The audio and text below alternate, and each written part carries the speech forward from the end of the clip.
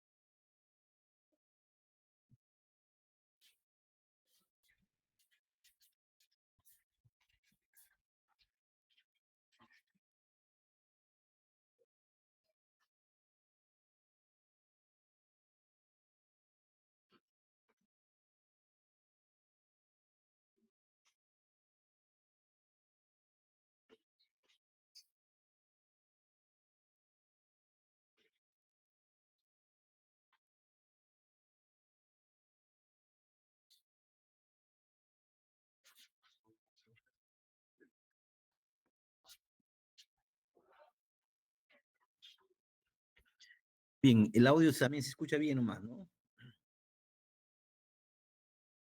Sí, doctor, se escucha bien. Perfecto. Muy bien, vamos a completar esta parte hablando de las fases fisiológicas de la absorción.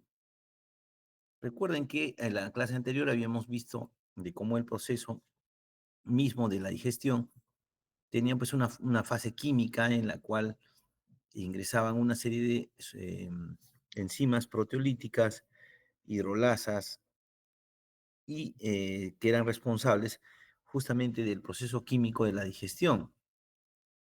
Pero posteriormente también tiene que haber una aplicación, digamos, tanto anatómica o la actividad anatómica del sistema digestivo para producir finalmente la absorción de estos nutrientes. ¿Ya? De eso se trata esta clase.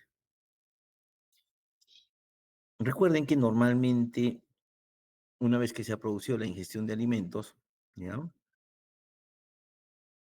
Eso aplica un volumen más o menos entre 1500 y 2000 de alimentos, ¿ya?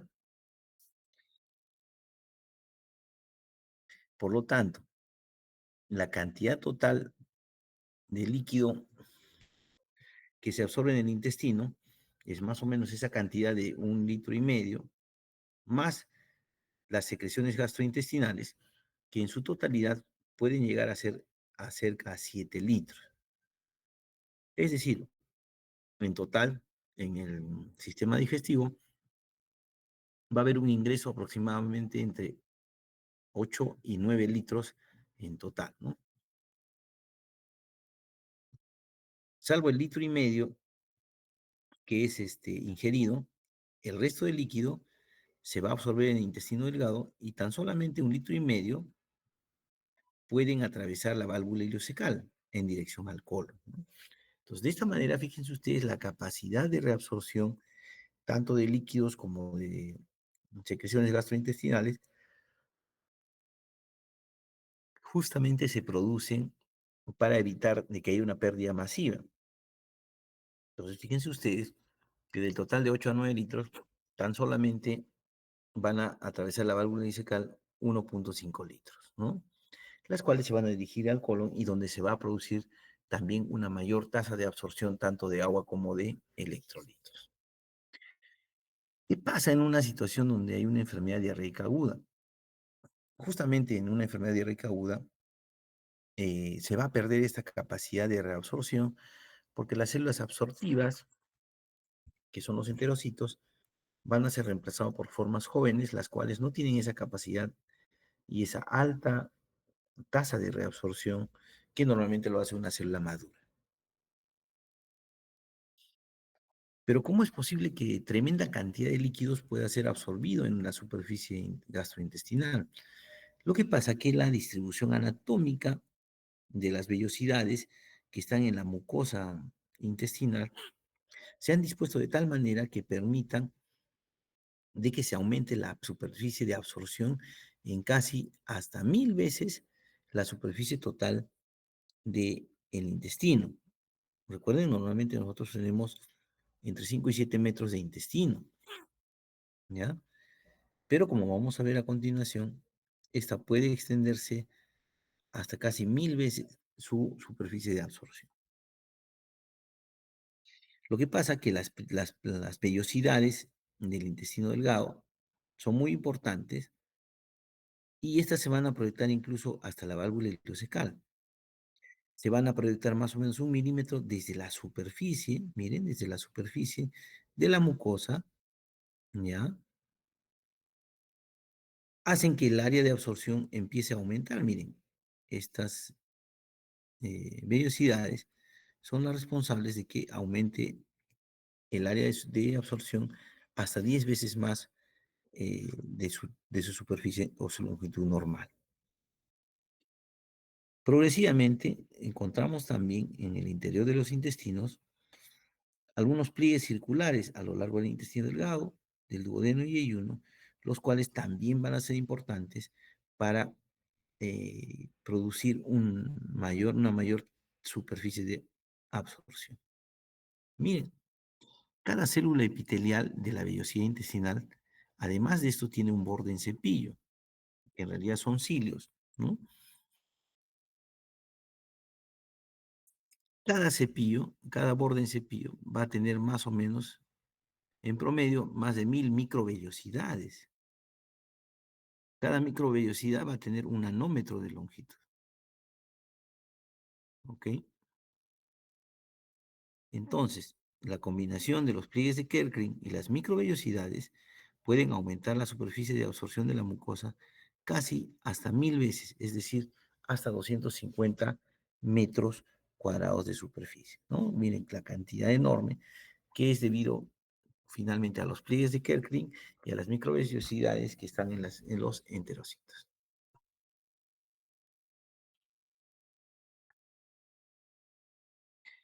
¿Qué sucede en estas microvellosidades? Estas microvellosidades van a tener también un soporte funcional, ¿ya? Donde se observa la presencia de un sistema vascular tanto arterial como venoso, el cual está en la membrana basal y es el que es la superficie de exposición a la mayor parte de alimentos, ¿no? También tiene un sistema linfático, ¿ok? En un corte transversal, aquí vemos el borde en cepillo, la membrana basal, ¿sí? Recuerden que esta parte es la parte externa, la que se va a encargar de esta parte externa, la cual se va a encargar de estar en contacto con los alimentos e iniciar el proceso de la absorción. Desde el cuerpo celular, desde el citoplasma de la célula, se van a proyectar estas microvellosidades que van a contener filamentos de actina que van a producir un movimiento continuo de las microvellosidades. Como vemos acá, este es el borde en cepillo y debajo de ella va a existir que en realidad estas vesículas pirenocíticas son imaginaciones de la membrana del enterocito que van a empezar a formar vesículas de los líquidos y los nutrientes absorbidos, los cuales han sido atrapados en las microvellosidades del borde en cepillo.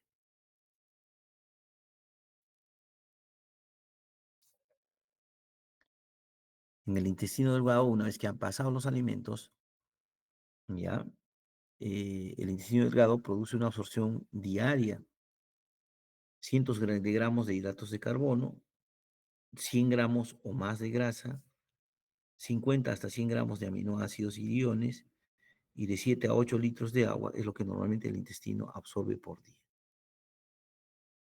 Pero su capacidad normal puede aumentar y puede ser superior a estas cifras basales. Por ejemplo, puede absorber varios kilogramos de hidratos de carbono. Hasta 500 gramos de grasa puede subir su absorción y de 500 a 300 gramos de proteína. Casi 20 o más litros de agua también al día son importantes absorbidos por el intestino. Gracias a este precepto es que durante una deshidratación, lo más importante, causada por diarrea, lo más importante es reponer estas pérdidas por vía oral o por vía enteral. Posterior a esto, en el intestino grueso, en el intestino grueso, ¿sí? En esta parte ya más, una vez que ha atravesado la válvula ileocecal, prácticamente la absorción de nutrientes es pobre, pero es alta en la reabsorción de agua y de iones, electrolitos sobre todo. Con lo cual, el líquido que pasa al colon generalmente se vuelve más denso y empieza a compactarse. Si hemos visto nosotros, el intestino normalmente puede absorber hasta 7 litros, pero en cuestiones extremas puede absorber hasta más de 20 litros de agua. ¿Cómo se hace esto? Generalmente la absorción de agua es por ósmosis. Se hace por absorción isosmótica. Solamente el agua, cuando se va a producir la absorción, se transporta a través de la membrana intestinal por difusión, ¿ya? Pero cuando el quimo está bastante diluido, el paso del agua a través de la mucosa hacia los vasos sanguíneos de las vellosidades ocurre en su totalidad por ósmosis. De ahí el agua puede dirigirse desde el plasma nuevamente al quimo, sobre todo cuando la solución que alcanza el duodeno desde el estómago es hiperosmótica. Cuando es hiperosmótica, entonces empieza a diluirse el contenido intestinal. En minutos, por lo tanto, se va a transferir por ósmosis la mayor cantidad de agua para que el quimo se haga isosmótico con el plasma y de esta manera pueda ser absorbido en su totalidad. Entonces, cuando nosotros tenemos una sobrecarga de eh, solutos en el intestino, usualmente lo que pasa es que el agua por osmosis debe salir para diluir y generar un estado isosmótico normal entre el plasma y el contenido intestinal. Un minutito.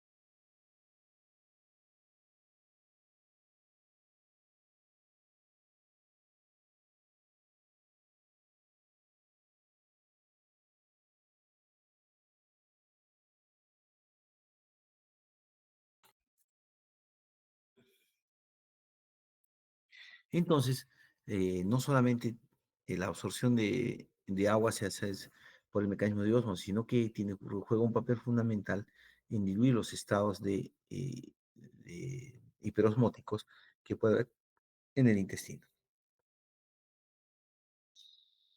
¿Qué pasa con la absorción de iones? Normalmente el sodio es transportado activamente a través de la membrana intestinal, como hemos visto en la clase anterior, y además es parte de las secreciones intestinales, ya que cada día se van a secretar entre 20 a 30 gramos de sodio. Una persona normal ingiere de 5 a 8 gramos de sodio por día. Entonces, si perdiéramos esta cantidad, no podríamos recuperar esto en un solo día, ¿no? En el intestino delgado, por lo tanto, se tiene que absorber entre 25 y 35 gramos de sodio diarios. Y una vez reabsorbidos, el sodio excretado por las heces debe ser inferior a 0,5% del contenido intestinal. Recuerden que el sodio va, va a utilizar sus cotransportadores para absorber glucosa y también absorber los aminoácidos, que es lo que hemos visto en la clase anterior. ¿Listo? ¿Cómo es el papel del sodio durante la absorción? Lo que pasa es que el motor de la absorción del sodio es el transporte activo de este ion desde el interior de las células, como estamos viendo a continuación, de las células epiteliales, ¿no? A través de las paredes basal y lateral. Esta es la parte basal y esta es la parte lateral. Como ustedes están viendo, este enterocito, esta es la luz intestinal, esta es la parte basal. Miren, aquí es importante, ya que el sodio va a ingresar junto con los aminoácidos, el cotransportador sodio-aminoácido va a generar el ingreso del aminoácido al enterocito, ¿ya? De la luz intestinal, aquí están los alimentos, aquí están los alimentos. Una vez captados los aminoácidos, se une al sodio y va por ese cotransportador, va a ser ingresado al interior del citoplasma del enterocito. Cuando también hay glucosa en el líquido intestinal, se une a la bomba de sodio, al cotransportador de sodio-glucosa y también ingresa la glucosa al citoplasma del enterocito. También el sodio puede intercambiarse para evitar la sobrecarga hiperosmótica, se intercambia con los iones hidrogeniones, ¿ya? Y por su lado el bicarbonato con el cloro, como hemos visto en la anterior clase, y entonces la unión de esto va a generar la formación de agua, ¿no? La formación de agua. Obviamente el agua después ingresa por osmosis directamente para mantener un estado isosmótico. Cuando ya los nutrientes han sido ingresados al citoplasma, de ahí van a pasar al líquido intestinal, ¿ya? Y de ahí van a ser absorbidos hacia la circulación. Estos procesos necesitan energía, lo cual es suministrado por el ATP en las células enterales. Los iones cloro normalmente van a ser arrastrados por cambios de concentración por los iones sodio, produciendo el famoso cloruro de sodio. Por lo tanto, el transporte activo de sodio se realiza a través del borde en cepillo.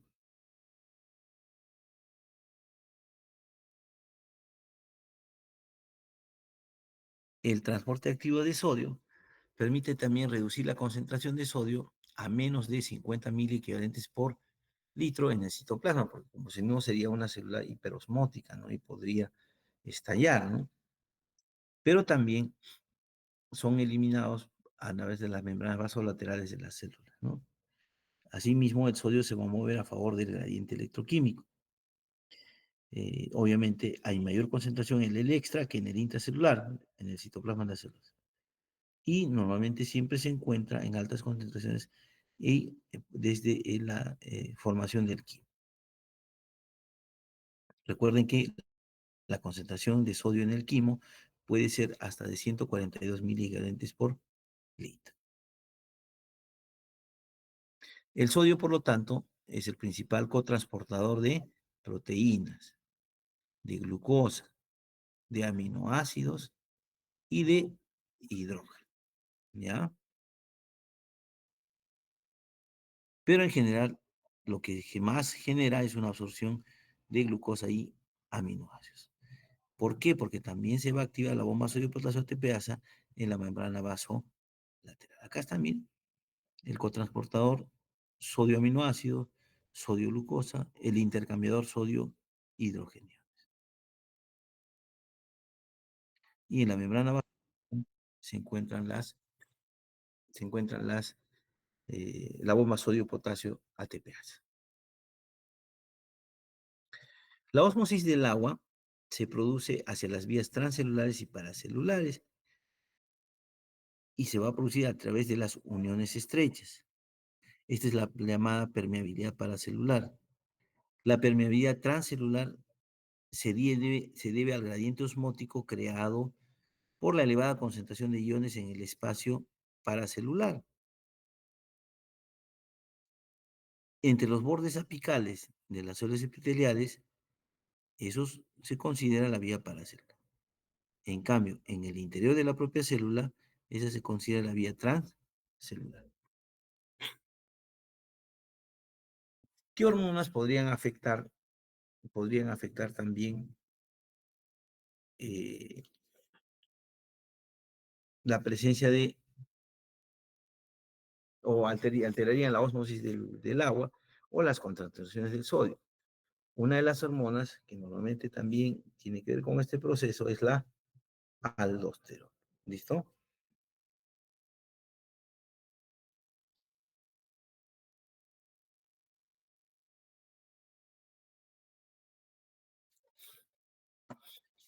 La aldosterona es una de las hormonas que va a potenciar la absorción de sodio. Recuerden que la aldosterona reabsorbe el sodio, y si al sodio quien le sigue es el agua, ¿no? Normalmente la aldosterona tiene un tiempo de vida de 1 a 3 horas. También estimula enzimas y mecanismos de transporte que intervienen en la absorción de sodio en el epitelio intestinal. Entonces, si absorbe el sodio, también va a absorber el cloro y también va a absorber agua y otras sustancias adicionales. Pero ¿cuál es su efecto en el colon? En el colon, en cambio, se va a producir una pérdida casi nula del cloruro de sodio, debido a la acción de la aldosterona. Y como no se pierde cloruro de sodio, obviamente la pérdida de agua es pobre, ¿ya? La pérdida de agua es pobre. Por lo tanto, el efecto de la aldosterona es que es una de las principales hormonas que va a actuar sobre el tubo digestivo, con el objetivo de conservar las concentraciones adecuadas de cloruro de sodio, y a este le va a seguir los niveles adecuados de agua, de reabsorción de agua por ósmosis. ¿Cómo se produce la absorción de iones cloro en el intestino delgado? En las primeras porciones del intestino delgado, normalmente los iones cloro tienen una reabsorción rápida y luego suceden por difusión. En cambio, la absorción de iones sodio no se produce por la carga eléctrica negativa en el quimo y una carga positiva en los espacios paracelulares. El cloro, por lo tanto, pasa a favor del gradiente eléctrico con el sodio, y el cloro sale por los canales de cloruro en la membrana vasolateral, condicionando un recambio de iones cloro en forma constante. El cloro absorbido a nivel del hilo en el intestino grueso pasa por un intercambiador de cloruro de bicarbonato en la membrana en borde en cepillo, y de esta manera se reabsorbe completamente el cloro. ¿Qué pasa ahora con la reabsorción de los iones bicarbonato? Recuerden que bicarbonato encontramos nosotros en el quimo y encontramos en las secreciones eh, del jugo pancreático, ¿no? Es donde hay bastante producción.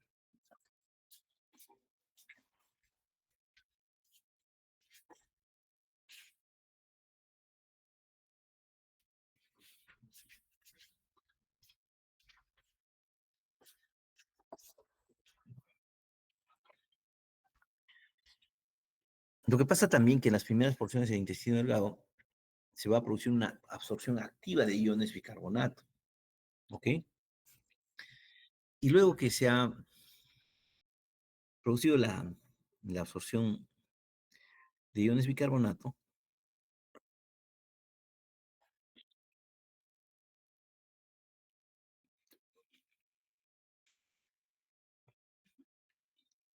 en el intestino, cuando se va a empezar a iniciar la absorción de iones sodio, el sodio se va a intercambiar con los iones hidrógeno, y los hidrogeniones se van a combinar con el bicarbonato. Esta combinación genera ácido carbónico, y por la anhidasa carbónica va a disociarla en agua y en anhídrido carbónico. El agua permanece en una concentración adecuada para formar parte del quimo. En cambio, el anhídrido carbónico posteriormente pasa a la sangre para ser eliminado a través de los pulmones.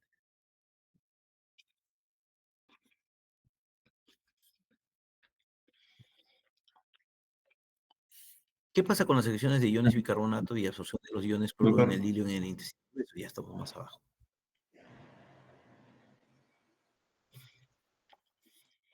Lo que pasa es que las células epiteliales que están en la superficie de las vellosidades del hilo y del intestino delgado van a tener una capacidad especial porque em, van a secretar iones bicarbonato y los van a intercambiar por los iones cloro. Ojo, esta peculiaridad surge en las células epiteliales tanto de las vellosidades del hilo y del intestino grueso. Ellos van a intercambiar bicarbonato por cloro.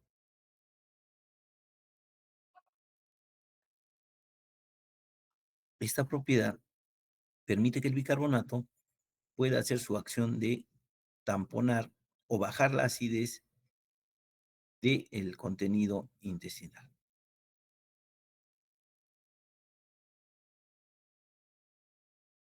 ¿Por qué en el intestino grueso, entonces, por lo tanto, o por qué se va a producir sustancias ácidas? Lo que pasa es que esas sustancias, los ácidos, normalmente son formados por las bacterias en el intestino grueso.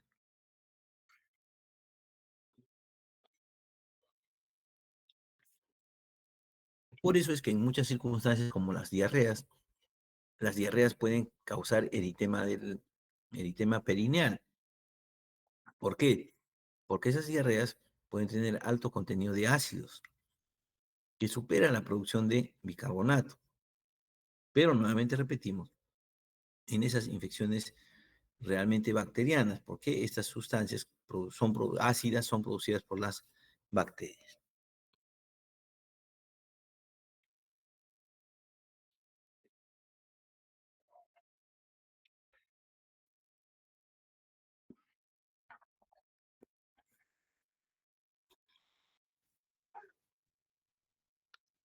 ¿Qué pasa en situaciones extremas donde existe una infección diarreica? Y como les mencionaba, cuando hay una infección diarreica, las células maduras encargadas de la absorción generalmente son eliminadas y son reemplazadas por células epiteliales inmaduras que conforman las nuevas células epiteliales. Progresivamente la membrana basal van a migrar a la superficie luminal del intestino, ¿ya? Desde la profundidad de los espacios de los pliegues del epitelio intestinal. Como ya salen a la circulación, estas células normalmente pueden secretar cloruro de sodio y agua hacia la luz intestinal. Posteriormente, esta secreción se puede reabsorber por las células epiteliales maduras, por lo que van a permitir que se aporte una solución acuosa. De esta manera, se facilita la absorción intestinal de los productos que ya están digeridos.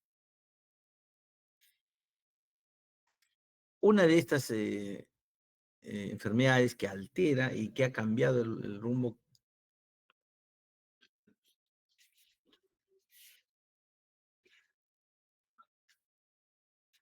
de la fisiología gastrointestinal fue lo que sucedió el año 1993, 92-93, cuando el Perú también fue sometido a una epidemia de cólera. El cólera es una enfermedad diarreica aguda que se nos fue también importada, es causada por el famoso Vibrio cólera. Pero la enfermedad diarreica no se produce por la infección bacteriana, sino por la toxina que produce este agente bacteriano. La toxina del Vibrio cólera y también asociada a otras bacterias son responsables de aumentar o estimular la secreción de las células de las criptas epiteliales de manera intensa. ¿Qué cosas secretan? Cloruro de sodio y agua hacia la luz intestinal, como habíamos detallado. Pero la gran producción, por efecto de la toxina, que aumenta la producción de AMP cíclico y del cloruro, y al cloruro le sigue el sodio, entonces producía una diarrea de tipo acuosa. Gracias a esta sobreestimulación de la pérdida de iones cloruro y sodio, podíamos perder hasta 5 a 10 litros de agua y sales al día en forma de diarrea. Esto originaba deshidratación severa y pasados el primero o quinto día, los pacientes empezaban a fallecer.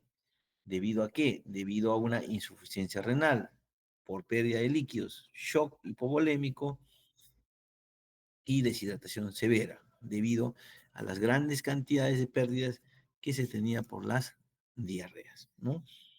Yo recuerdo ese año 93, todavía era estudiante de medicina, estaba en tercer año de estudiante de medicina, y las camas en Arequipa, era tan la cantidad de diarrea que generalmente el paciente ya no controlaba los esfínteres, ¿no?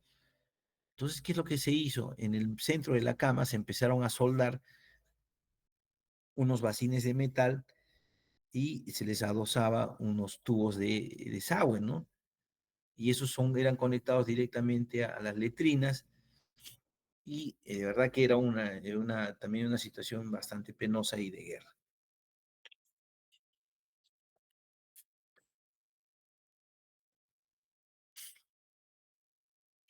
También puede haber una secreción extrema de iones cloruro y sodio y agua por el epitelio del intestino grueso.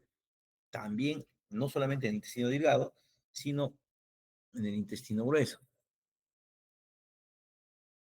Lo mismo pasaba en el intestino grueso por la entrada de la subunidad de la toxina del cólera, estima la formación excesiva del AMP cíclico.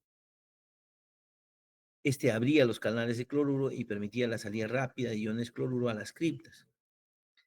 Activaba una bomba de sodio, el cual bombeaba hacia las criptas para acompañar al cloruro. Esta cantidad adicional favorecía la osmosis del agua de la sangre de manera rápida, con el consiguiente aumento de la secreción diarreica de forma extrema. Esta enfermedad causaba una rápida deshidratación.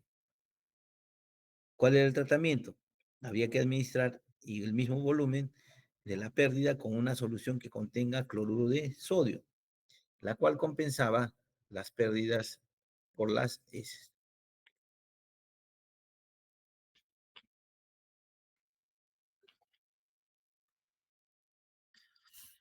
En el caso de los iones, la absorción activa de calcio, hierro, potasio, magnesio y fosfato eran necesarias para su absorción, sobre todo los iones calcio, los cuales pasan a la sangre de manera activa desde la porción del duodeno. Por lo tanto, la absorción era controlada o es controlada para cubrir las necesidades diarias orgánicas. ¿Quién regula la absorción del calcio? Es la hormona paratiroidea, que va a activar la vitamina D, y la vitamina D a nivel intestinal es el que va a estimular la absorción de calcio.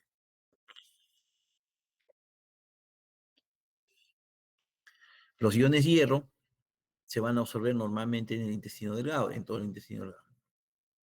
Y los iones potasio, magnesio y fosfatos se absorben también en la mucosa intestinal. Para finalizar, la absorción de nutrientes termina finalmente en la mínima expresión que es la glucosa. Normalmente los hidratos de carbono son absorbidos como monosacáridos, como la glucosa. El más abundante de los monosacáridos absorbidos es la glucosa. Representa más o menos el 80% de las calorías procedentes de los hidratos de carbono. La glucosa es el producto final de la digestión de los hidratos de carbono más abundantes que proviene de los almidones. Y también existe un 20% de galactosa y fructosa que son absorbidos de esta manera.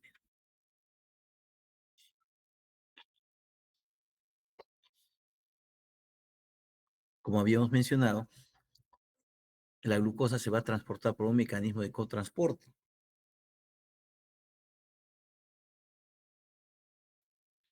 Usualmente con el, el transporte activo de sodio, ¿no? El transporte activo de iones sodio cruza primero la membrana vasolateral de las células del intestino y pasan al líquido intersticial, que esto provoca un descenso de la concentración intracelular de este ion. En la segunda fase, esta reducción induce el paso del sodio de la luz intestinal, ya que hay un desequilibrio de concentraciones, y que hace que ingrese hacia el interior de la célula epitelial, la que se encuentra su cotransportador en el borde del cepillo y genera el transporte o la activación de ese cotransportador. Luego de eso ya viene el transporte activo secundario que se hace con la bomba sodio-potasio ATPase. Por lo tanto, el transporte activo del sodio proporciona la fuerza necesaria para el desplazamiento de la glucosa desde la membrana. ¿Qué pasa con las proteínas péptidos y tripéptidos?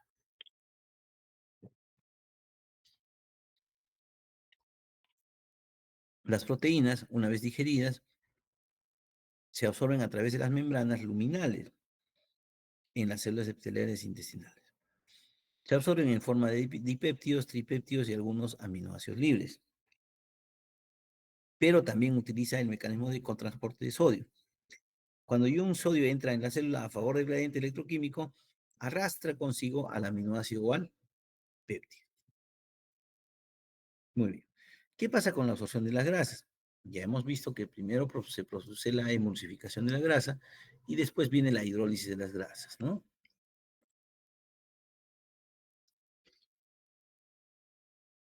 El proceso de la hidrólisis de la grasa genera monoglicéridos y ácidos grasos, que son el resultado final de la digestión.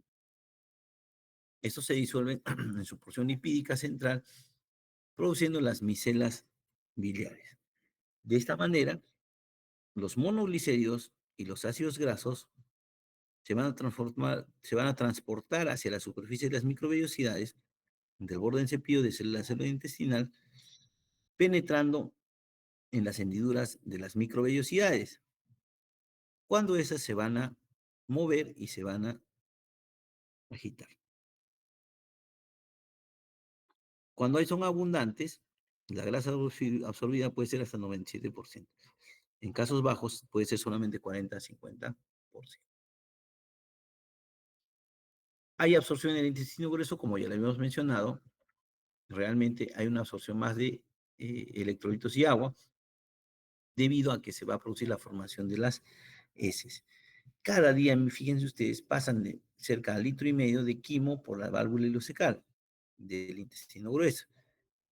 Esa válvula ileocecal regula, digamos, el pasaje de este líquido intestinal.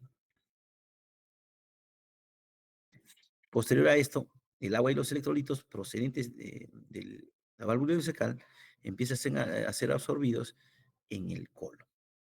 ¿Okay? Si normalmente hemos visto que son 1,5 litros de líquido intestinal que pasa a la válvula ileocecal, pero las deposiciones generalmente no son más de 100 mililitros de líquido. Esto significa que el líquido intestinal debe ser absorbido casi en su totalidad, incluyendo iones, de 1 a 5 miliequivalentes de sodio y cloro, que van a ser pobremente eliminados. Es decir, tanto el cloruro de sodio como el agua van a ser absorbidos en su totalidad y una cantidad tan mínima de 1 a 5 miliequivalentes de cloruro de sodio son eliminados a través de las heces. Casi toda la absorción en el intestino grueso de cloruro de sodio y de agua se va a producir en la mitad proximal del colon.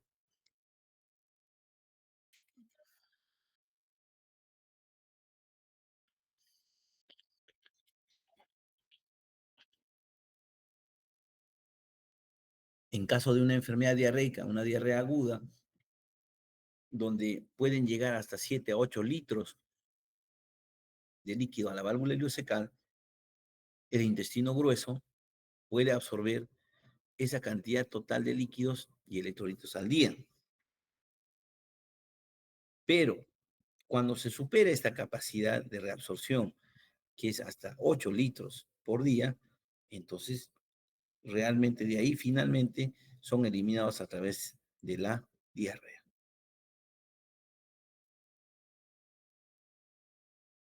La estimulación completa, la capacidad total de secreción, puede ser hasta la pérdida de más de 10 litros o más de líquido al día. Al final, ¿de qué está compuesto las heces? Las heces está compuesto por 3/4 de agua y 1/4 de materia sólida. Ese cuarto de materia sólida está compuesto por un 30% de bacterias muertas, 10 a 20% de grasas, 10 a 20% de materia inorgánica y de 2 a 3% de proteínas, así como también 30% de productos no digeridos. ¿Ya? Este problema de los productos no digeridos generalmente son sustancias que no pueden ser procesadas por nuestro organismo, pero que pueden generar acidez y pueden generar algunos productos oncogénicos o cancerígenos para el colon.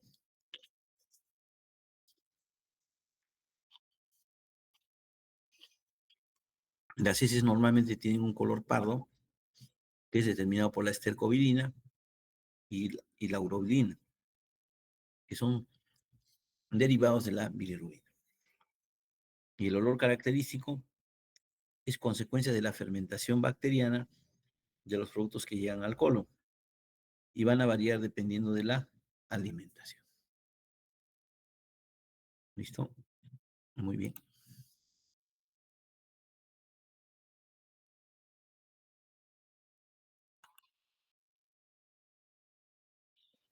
Bien, terminamos por hoy, Luis. Ya, doctor. Una consulta. ¿Mañana a qué hora la clase, doctor? ¿8 o a las 9? De 8 a 9:40 tenemos clases, ¿no es cierto? Sí. Ya, en ese horario, ¿ya? Todos. Ya, jueves y viernes también, ¿no? El jueves, sí, el viernes también, ¿no? Ya, doctor. Vamos a ponernos al día, ¿ya? Está bien, doctor. A no ser que el día viernes lo quieran hacer virtual, ¿no? Eso tendría Inicial está que... bien, doctor. Se ponen de acuerdo, pero Ya, mañana doctor. sí tenemos que cumplir con la universidad, ¿ya? Está bien. Mañana temprano entonces, Ah, de 8 a 9:40 todos. la práctica, mañana a las 6 todos, ¿sí? Sí, Virtual. doctor. La práctica es virtual, ¿ya? ¿Listo? Ya, doctor. Ok, hasta luego. Hasta luego, Hasta luego, doctor. doctor. Gracias.